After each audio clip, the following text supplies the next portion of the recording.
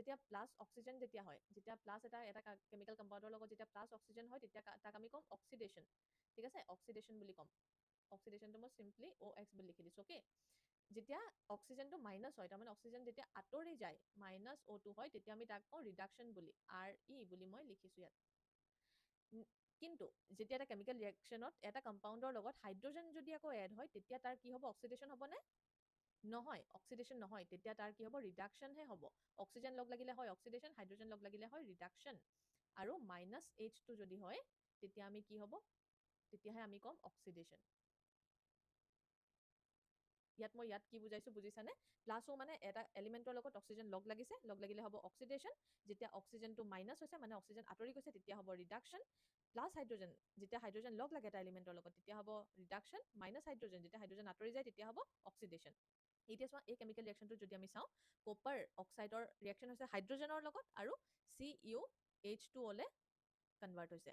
ইয়াতে কি হৈছে জানানে, কপাৰ অক্সাইড এই কম্পাউণ্ডটোৰ পৰা অক্সিজেন আঁতৰি গৈছে, অক্সিজেন আঁতৰি গৈ এইফালে ছিংগল এটা চিম্পলি কপাৰ ফৰ্ম হৈছে। গতিকে এই ৰিয়েকশ্যনটোত কপাৰ অক্সাইডটো কি হ'ল জানানে, কপাৰ অক্সাইডটো হ'ল ৰিডাকশ্যন, কাৰণ ইয়াৰ পৰা অক্সিজেনটো মাইনাছ হৈছে। আৰু হাইড্ৰজেন, ইয়াত হাইড্ৰজেনৰ লগতে ৰিয়েকশ্যনটোত কি হৈ গ'ল, H2O হৈ গ'ল, তাৰমানে হাইড্ৰজেনৰ লগত অক্সিজেনটো লাগিলে, গতিকে এইটো হ'ব অক্সিডেশ্যন, হাইড্ৰজেনৰ হৈছে অক্সিডেশ্যন। বুজিছানে?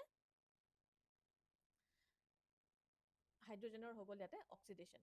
ঠিক আছে, আৰু মই এইটো যোনটো লিখিছোঁ, এইটোক লৈ তোমালোকে কনফিউজ নহ'বা। যেতিয়া চোৱা এটা কেমিকেল ৰিয়েকশ্যনত যদি ধৰা, মই এটা চিম্পল এক্সাম্পল দিছোঁ, H2 + O2, আমাৰ চিম্পলেষ্ট এটা কেমিকেল ৰিয়েকশ্যন, যোনটোৰ দ্বাৰা পানী উৎপন্ন হয়, ৱাটাৰ উৎপন্ন হয়। H2 + O2 লগ লাগি কি হ'ব, H2O ফৰ্ম হ'ব, হয়নে নহয়? H2O ফৰ্ম হ'ব, H2O। গতিকে এই কেমিকেল ৰিয়েকশ্যনটোত চোৱা, এই কেমিকেল ৰিয়েকশ্যনটো এতিয়া বেলেঞ্চ হৈ গ'ল। য়েছ, এতিয়া চোৱা, হাইড্ৰজেনৰ H2 আছে, O2 আছে, H2O ফৰ্ম হৈ গ'ল। এতিয়া হাইড্ৰজেনৰ লগত অক্সিজেনটো লগ লাগি ইয়াতে H2O ৱাটাৰ ফৰ্ম হৈ গ'ল। এতিয়া অক্সিজেনৰ এই ৰিয়েকশ্যনটোত কি হৈছে জানানে, অক্সিজেনৰ লগত আল্টিমেটলি এই যোনটো প্ৰডাক্ট ফৰ্ম হৈছে, তাতে কি লগ লাগিছে, হাইড্ৰজেন লগ লাগিছে, মানে +H2 হৈছে। গতিকে এই ৰিয়েকশ্যনটোত অক্সিজেনৰ হৈছে ৰিডাকশ্যন।